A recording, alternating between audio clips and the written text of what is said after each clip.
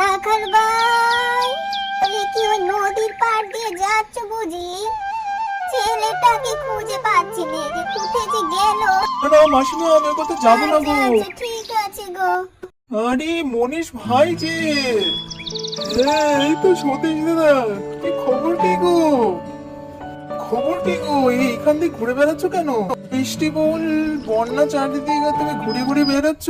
আর বলো না ভাই, দেখতেই পাচ্ছ আমার জমিটা নিচু আর চাষের পরে জলে জমে গেছে। কি করে কি করব বলো, আর চিন্তায় ঘুম আসে না আমার।